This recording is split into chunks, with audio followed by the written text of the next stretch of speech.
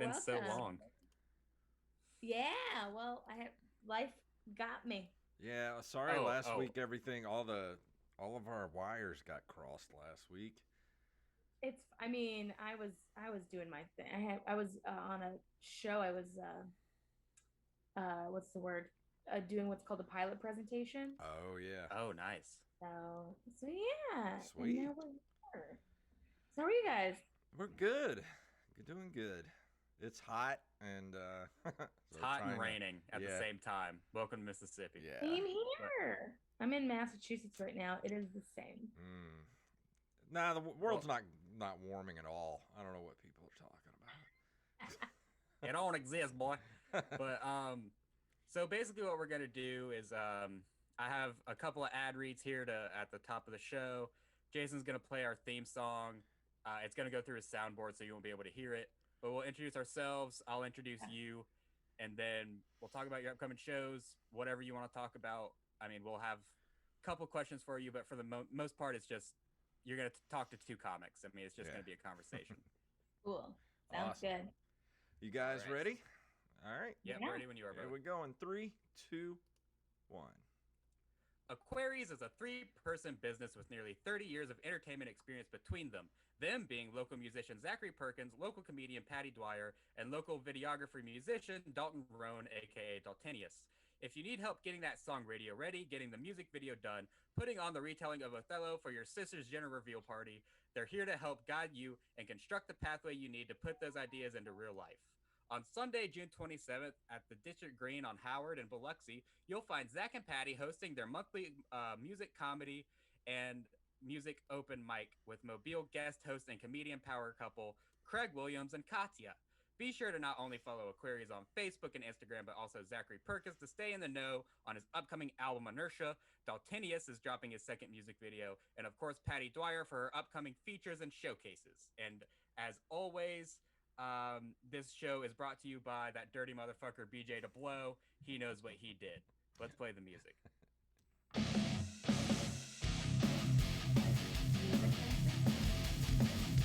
Jason actually did this.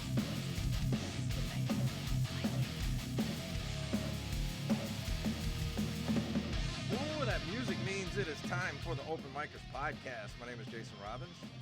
I'm Chris Farley. If you actually lived in a van down by the river, Jacob Craig. And our guest tonight, or today, in this surprise, popping in on your replacement episode, we have Jenny Zigrino, who is coming. Hello. Hello, Jenny. And she is coming to Mobile June 27th. Tickets are available now. We'll go ahead and put that link in the description. She also has the most handsome opener out of all of the openers in the entire world. Andrew Youngblood? No. But just the most attractive opener that I have ever seen, personally. I believe, He's maybe as- one of the. He's as funny as he is attractive. That's a good way to put it. That is a good way to put it. It's me, guys. It's me. I'm gonna be It's opening the you. show. It's Okay. me. I gotcha. And of course, you know her from Conan, Comedy Central, Badass Bitches in History, I believe is the name of the series you put on. Yep. Bad Santa 2, 50 Shades of Black. Jenny, thanks for joining us. How are you? How are you doing?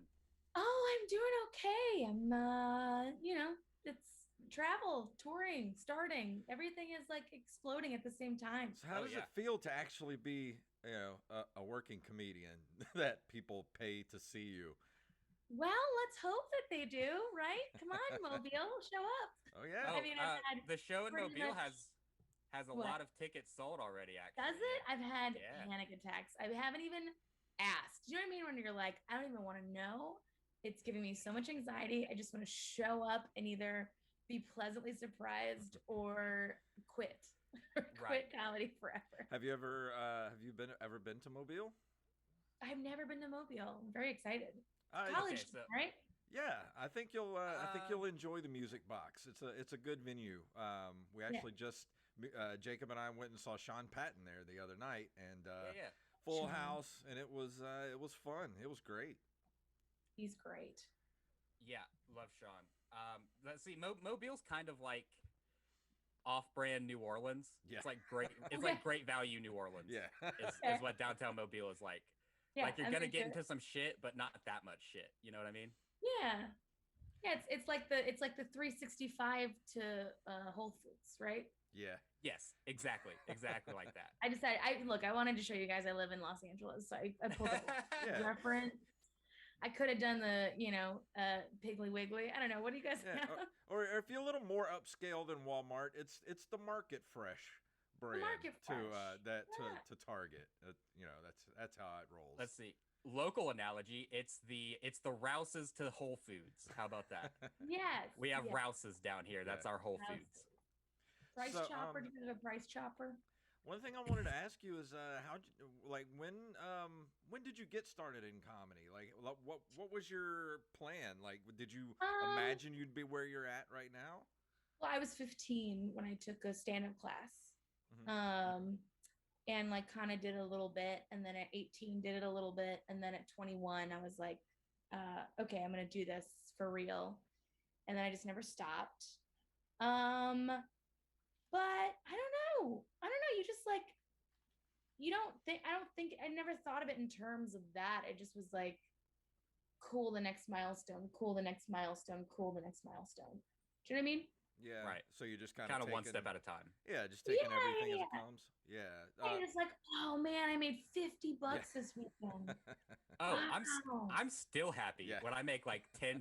It's like, holy Yeah. shit, you're paying me? Oh my Yeah. god. Yeah. So it's like, I think that for me, and then it does get to a point where you kind of plateau and you're like, well, what is the next thing I want to do? And then you want to do everything. And then that's the hard part where like Right. you get to a point, where stuff becomes all the stuff you want to do becomes an actual, like it could happen Mhm. Hmm. thing. And then you're like, but I want to do all of it. Like Yeah. I want to write and I want to act and I want to produce and I want to direct and I want to also be a social media influencer who shows a side boob and I want to, like I want to Same. do it all. So then what do you do? I think Jacob's got that market cornered with the The side boob? side boob. The Yeah. side boobs, yeah. I subscribe to my OnlyFans. Nice. At Van Chris Farley. I don't know. That was a shitty callback. But Okay. Okay. I relate to you in a lot of ways because I found in my research for this interview that you did start doing comedy at 15.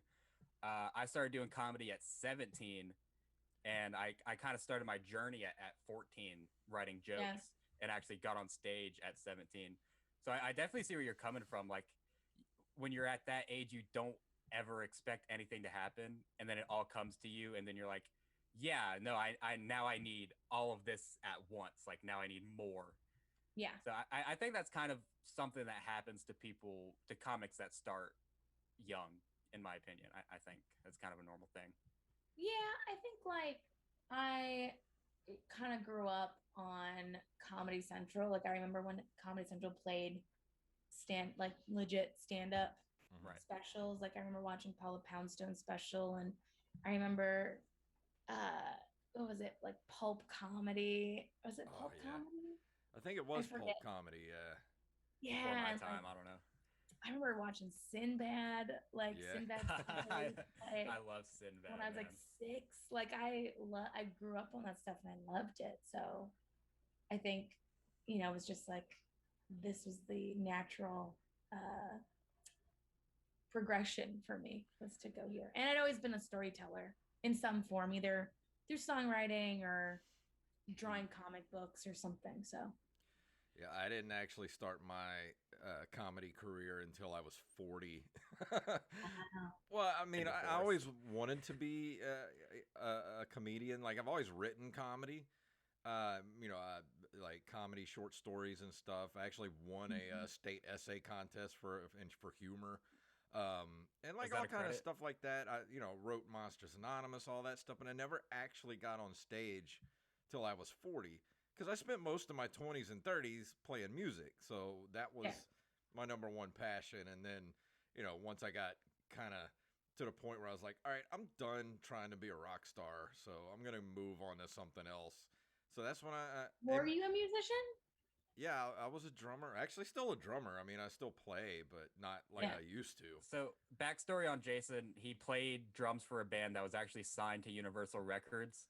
And if you name like any 2000s rock band, Jason has a bad story about them. Oh, I love it. What kind of rock? What kind of rock we talking about? We talking about Smash Mouth level rock? Are we Oh, talking about like Corn? Or are we talking Metallica? So- What are we talking- Definitely Corn. Definitely Corn. yes, definitely not Smash Mouth. Like a little heavier than Smash Mouth, but Yeah. So I was talking to my friend. I've been regressing very hard into Yes. my 14-year-old days of listening to a lot of new metal, a lot of like Wait till you just get my age, and you're just like, ugh. man. I listened to the stuff my mom listened to when I was a little kid. Like I like trucking down the road listening to Lionel Richie. I'm like, ooh, dancing on the ceiling. Ooh, it feels so good. Pumping that Beethoven, baby. Yeah. Look, I love Mozart. I will listen to Mozart all day. Schubert string quartets, I'm here for it. Okay. I love classical music. Don't But shit on it. People say that you should let your kids listen to Mozart, but I put on Wu-Tang Clan and Police and Mozart. Mozart. I'm from the South. Mozart. I'm like literally the surrounded kids. by trees right now. There's a That meth is- lab down the road. I can I point love to it. stuff like Haydn and Mozart and just the classics. A little bit of a Rachmaninoff. Yeah, you Yeah. know how they suggest that women while they're pregnant should listen to Mozart and different Yeah. things like that. Well, I think Jacob's mom like put the speakers to her belly and played like Skinnerd and things like I that. was gonna And she say, also like, smoked a lot of pot. Skinner. Yeah. She smoked a lot of pot while I was inside of her. My baby's gonna love Leonard Skinner. Pass me another cigarette. My baby's coming out the womb saying, "Play Freebird, do it." You guys are joking right now, but it's a true story. Like you're not like nothing you're saying's wrong. But I'm totally opposite though. Like when DMX died, I put on DMX in the car, and my daughter's in the back seat barking. She's going, Aw. You're Like- raising her right. That's how it's supposed yeah, to be. absolutely, yeah. She's gonna be in these streets. Yeah. But Okay. so how far are you into your tour right now? I haven't even started it yet. It starts tomorrow in New Oh. Hampshire. In New Hampshire. New Hampshire. So what's we go to what? Yeah. Break down the route for us. Where are So you it's hitting? Manchester, New Hampshire. So I actually started up here because I am kind of from Boston and I have friends here and it's been a while. So I was like, I'll come to Boston. I'll do this show. And then I was like, well, I'll be on the East Coast. And so I got Coastal Creative in St. Pete, Florida. And then the next day we're doing Jacksonville, Florida. And then we're doing Pensacola. And then we're ending in Love Mobile. Pensacola. That's right. I saw you got added to that Pensacola show with Doug Candy. I've never met Doug, but I do know Emily Dillon, who was on that show. Yeah. I love her to death. She's so funny. Emily's great. That was okay. So I had everything booked out. We were supposed to do Saturday, but there was like a mix up with the booking in Alabama, and he was like, "Let's do Sunday." And so I had this Saturday, and I was just like, "Shit, I don't know anybody. I don't know anything about that area." Yeah. I'm like asking everyone, I'm like, anybody of anything I can do on this Yeah. Saturday, because you're like, I can't not be doing comedy. Just whatever you do, Right. don't make fun of Florida as your first joke, or you get rocked. Absolutely make fun I'll of be Florida. like, hey everyone, I'm Jenny Zigrino. Fuck Florida, y'all suck. I made a joke the nice. last time me and Jacob were in Florida. It was my first show back after the whole year pandemic, and my first I was on the marquee, whatever. I was the first comedian to go up. First joke I had was making fun of Florida, which I thought everybody would like because Jacob laughed at it twice, so I thought it was funny. And I got up there and said it and got just destroyed by these table of Karen hecklers that got a hold of me and destroyed my never will to trust. live for about 48 hours. Don't trust when a comic laughs at your shit. Yeah, They're not laughing exactly. because it's funny. You're like, oh, you're gonna say that. Yeah, I was laughing because I was like, oh, you're gonna bomb with that, and I want to see it. Yeah. Uh-huh. No, the joke was funny, but then I saw it on stage, and I was like, Not that funny. It's not that funny. I think it was just you, Jason. Hey, but sometimes you just gotta try. Like because sometimes other comedians will think shit's funny that nobody else on the planet thinks is funny. It's weird because comedians find shit funny that nobody else does, and I have to remember that when I run something past you. Oh yeah, there was this moment. I was at a very like chic party with a bunch of musicians. So but the indie hip musicians at this like hotel lobby in Hollywood. Yeah. And this guy was talking to me and we were jiving, okay? Mm-hmm. And then this woman runs in, beautiful, like blonde, gorgeous. And she's talking, she's like, "Oh, I just got back from the surgery room. I'm an OBGYN, so already she's like a billion points ahead of me." And she's like, and everyone's like, "Oh, how'd you have time to change?" She's like, "Oh yeah, my scrubs are covered in blood. I can't wear those out." And I said, "You can make a lot of money on Craigslist with those." And nobody laughed. Everyone looked at me like I was out of my fucking mind. She was just like, yeah, oh, okay. And then turned to continue talking. And I just slowly backed away like that meme of Homer Simpson in a bush. Just slowly got out of the conversation. Meanwhile, I know the comics, they'd be like, "Oh yeah," and then we'd riff off these bits about some guy buying these blood-soaked scrubs on Craigslist. But to regular people, they were just like, "No, not having it." That's when you just need to go full Patrice O'Neal and lean into it even more. Like how much? How much you want for him right now? I'll buy him off you. I'll buy him off you. I need to stay young. That's my part secret. Of my skin routine. Real Kim Kardashian over here. Yeah. I mean, she did eat her placenta. Well, that's kind of normal, I think. A lot of people are doing that. Not. I mean, that is not normal. That is not normal behavior. Have you ever tried it? No. Have you ever tried it? No. It could be like a porterhouse. You don't fucking know. You're just no. You freeze dry it and you put in a pill. You're not just cutting into it with a fork and knife. You psychopath. Well, I don't know. I feel like if you're gonna do it, you need to do it all the way. Did you do this? Is this what you did when you were a kid? This sounds like you're trying to justify something right now, Jacob. Come clean. I didn't do it when my kid was born. I refused to believe it was my kid because I'm from these streets. Did your mom freeze dry your placenta and make you eat it? No. I'm not that young. I'm from the 2000s. They threw that shit away back then. That's young. I'm from the 87. Okay. Well, you're still not anywhere near Jason. Jason's from the 50s, but I was born in 77. Hell yeah. Yeah. You're as old as Star Wars, dude. Exactly. I was born 3 days after Star Wars debuted in the theater. Yeah, the forgotten generation. The one just sits around being like, "Oh." Yeah, we're called the Zennials from 77 to 83. We're not quite Gen X. We're not quite millennials. Yeah. The generation that hosts nothing but shitty podcasts. All right. Yeah, pretty much. So I know that you're primarily a stand-up, but I also know that you have a lot of acting credits as well.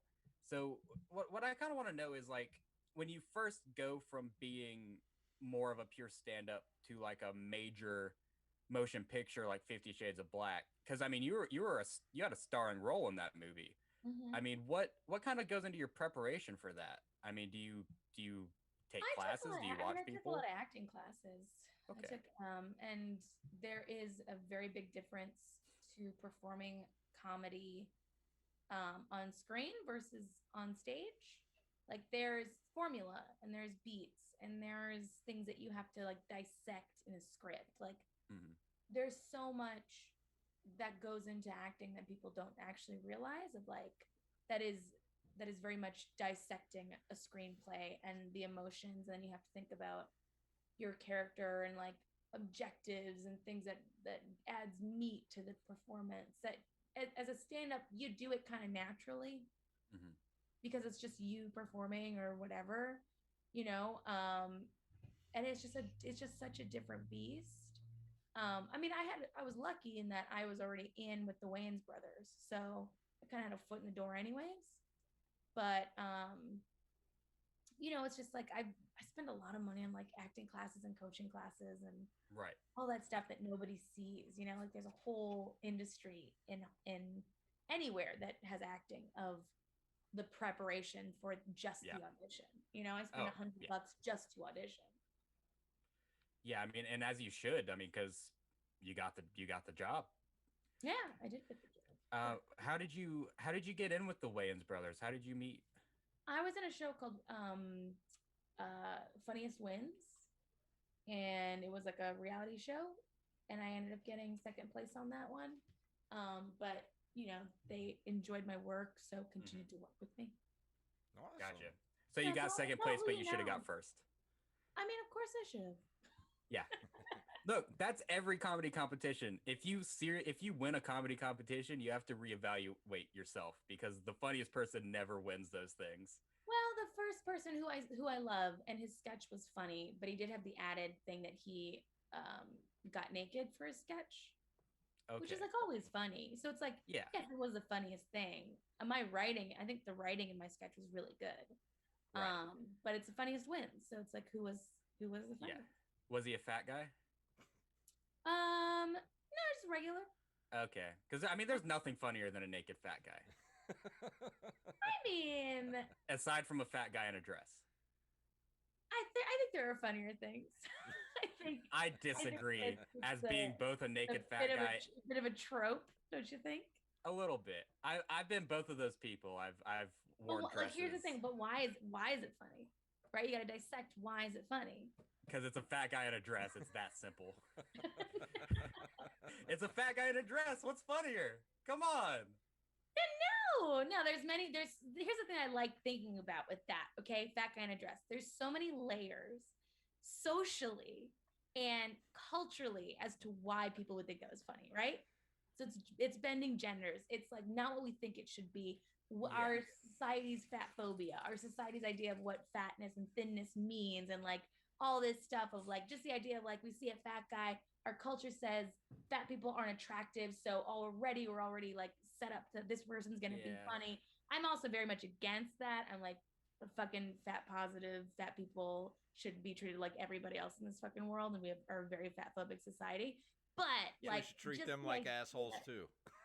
Yeah, treat them like dicks. Treat everyone like a dick. But like, I love thinking about like that stuff, and that's stuff that I'm starting to really dissect with my comedy. Is like, what is the cultural thing about this that makes it funny, and also why is that bullshit? Yeah, I know you're sitting there. You're like, oh, but I like fat people in dresses. No, I fully understand. I'm also here to be like, but maybe there's another way to look at this. I think Jacob just likes to look at himself naked in the mirror and laugh. Yeah, I mean, it's pretty funny for me. But no, I understand, because I mean, I come from, that community. I'm a fat guy, and I want to be treated like everyone else, and I'm very body positive. But at the same time, when I wear a dress, I want everyone to laugh. Yes, that's true. And I also know culturally, right, the way that I look where I am like as in a fat body, that I do have an upper hand in playing off the physical comedy aspect because of the way people want to portray the way I look, right? So whether that's I know right how or to not. play the system of it. And in some ways I'm like, well, yeah, okay, it is a fun system to go through. And then other times I'm like, okay, this like feels kind of shitty. Where it's like, I'll do a TikTok video and it's like, it's funny because of my physical appearance versus like the thing that I'm saying. Yeah. So it's like, I get it. And at the same time, like, I want to do comedy that kind of like challenges that. Like, I've been doing this joke about when I say I'm fat on stage, people recoil and are like, but you're beautiful. And I'm like, well, they're not the same thing. Like, I didn't say it was ugly. Didn't say that. And then it's like, but then the joke is turned on them about like, well, now it's their reaction is actually the funny part, and like pointing that out. Anyways, I went on a tangent. So I started stand-up. No, I mean, you make a lot of good points. I mean, a lot of people say that, when you take a stance on something and then you do something that kind of contradicts that, it's like, oh, you can't have it both ways. Like, yes, I can, motherfucker. I can still be positive about my body and then just be like, hey, I'm a fat guy in a dress. Look at this. Like, yeah, like look at what kind of dress are we talking though?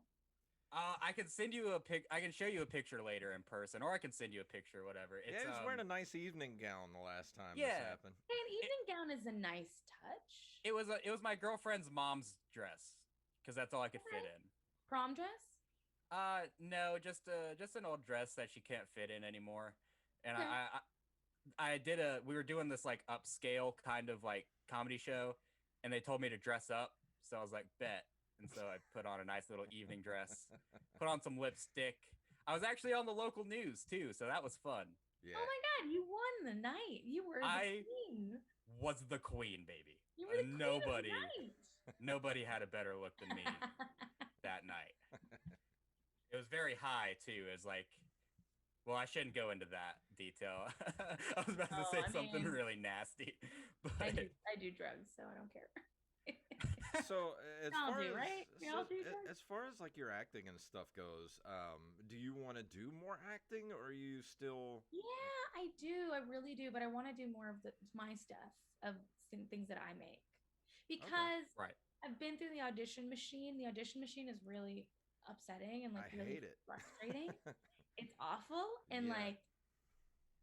like I know the roles that I want to do, so I just got to create them myself, which unfortunately we still live again in a very like fat phobic society, an ageist society or whatever. Well, and like that's the thing that sucks about the audition process is everything's about first impressions. And one of the things you learn, I don't know if you guys do this in your acting class, but you basically do, I forget what they call it, where you sit up in front of the class and you just sit there like emotionless. And people say the first like things that come to their head of what they would see you playing. And when it comes to me, it's like police officer, police officer, police. I'm like, I'd like to play something other than a police officer or Russian, a bouncer. Monster. Yeah, or biker. Villain. Like, I get that one a lot. Racist. So Aryan like, Brotherhood. And are like, Mom. So it's like, Mom. you know, the like what you look like is basically the roles you're gonna get, no matter how good you are, really. Well, so I think that it's kind of like there's that, right? So like you go in for a role, and a lot of times this is what they're doing when they're doing auditions too, is they might not actually be interested at all. What they might be doing is just they have to do a diversity casting, even though they know who they are and the contract's already out with them. You know what I mean? Like the contract's out. They're just waiting to be like, oh, you know, we're going to give you this contract. The person's like, I want more money. And then they're going to be like, no, we're just going to audition more people. So you're used as leverage. So it's like, you're never going to get it anyways. That's the stuff where you're like, I'm just performing for me. And if casting likes me, they'll bring me in for something else. Right. That's the only reason you do an audition, is not to get the role, but just to do your best in the role so that you get called back. Exactly. So there's that. And then there's like, sometimes they don't know what the fuck they want. So you have to just give them your version. Right. So like whatever that is. And you're called in for that. Sometimes you're just called in just to see, like, I've done roles where it's originally cast as a guy and they just want to see a female take on it. And they might just be like, no, we always wanted a guy. You know, like it's so much of it you can't help. And then sometimes, like you said, like with the cop thing, I'll get roles that don't accurately describe what I think I look like, and then that'll like throw me off completely, versus like just going in and being like, I'm just gonna be the best version of like whatever this is. And there's like so many different layers and thoughts to just the auditioning, just like what role you can play. And I'm getting a little sidetracked here thinking about it. I'm going through some now trauma response thinking of all the auditions I've done. Look, but it's like, I'm so glad I can't act. Well, I can't act for shit. Just recently, you know, I told my agent, I was like, look, I'm taking a break for a while because I don't want to deal with the rejection anymore. Like, I don't want to do it anymore. It's soul crushing. It is. It's super soul crushing. It sucks. Yeah. That's why I like doing comedy. I just get up there, whether if I bomb, it's on me. If I do great, it's on me. like there, I can't blame anybody else but me if something goes good or bad. And if I do bad, I gotta pick myself up and do better. So that's what I love about comedy. I don't have to depend really on anybody else, for my own, I guess, self-esteem, Yeah, and you're actually applauded for the way that you present yourself, right? Yeah. Like, and it adds to whatever character you are, whatever mystique that you bring. And I when I would teach stand up, I would talk a lot about like being self-aware about how you look on stage, right? Mm-hmm. And that adds to like who you are. Because I would see comedians. I think it happens a lot with women, a lot with men too, of like you would see an attractive man and then he would do a joke where like, I know what I look like. And it would be completely the opposite of what they actually look like or are perceived. Like, hot people know they're hot. So just play up that you know that you're hot. Right. Stop exactly. it. Like, let the rest of us be the weird looking people. Like, quit it. And like I remember there was this one dude in one of the classes I taught, and he was very attractive, model type. And he kept doing these jokes about like very self-deprecating on his looks. And I was just like, you can't do this. No one is going to listen to you. You are too hot to be being like, I look so ugly. Like, no one cares. You're stealing a market. Save it for the rest of us. Yeah. But so like a lot of women would do self-deprecating shit, and I was like, you can't do this. Like, it is so opposite of what we visually see with you. Yeah. And also fucking get some self-esteem, because I can't. You're in the wrong business. You are in the very wrong business. That's where the humor comes from, is just being self-aware. I think that's 90% of where humor comes from. It's all definitely about your story and your perception. But I noticed our Zoom timer came up. We have about 5 minutes. 5 minutes left on the call. But also, can I say this? I think that also the comics is we're so self-aware. Oh yeah. And we're also aware of everyone else. Yes. Absolutely. That's our problem. Yeah, I found that since I've been talking to and working with bigger comics, I found that no matter how big you get, you're just still a comic. Like we all think exactly the same way, no matter if it's Dave Chappelle or if it's some kid who started 2 weeks ago. We're all just comics, man. Yeah, and we also do. I think that we are very lucky in the realm that we play in. It doesn't matter so much where you are in it. Like, you could be doing an open mic and Dave Chappelle shows up, or Derek Silverman shows up, and they're all on the same level of trying something new and possibly bombing. Mm-hmm. Yeah, absolutely. It's it definitely improves your headspace once you start thinking like that. Once you start seeing yourself as a peer to other comedians. But so I did want to say, to both of you, the best of luck this Sunday night. If I'm not going to be able to go to the show, I have a booked gig over in Pensacola the same night as your guys' shows. But I'm not going to push that on this show. I'm going to say, you guys go to alabamamusicbox.com, get your tickets for Jenny's show this Sunday night, and you will get to see our very own Jacob Craig opening up for it at the Alabama Music Box this Sunday. It's gonna be a lot of good comedy, man. 27th of June. Yeah, absolutely. It's going to be a lot of good comedy. We'll go ahead and put that ticket link in the bio. Jenny's an amazing headliner. I've yet to have the pleasure of meeting Andrew, but his reputation does precede himself. I do believe that he is a very good feature. Of course, I'm an amazing opener. Probably the best. Probably the best in the business. Definitely the most handsome. I definitely look the best in a dress. Yes. And let's see which one of us will be wearing a dress. Who knows?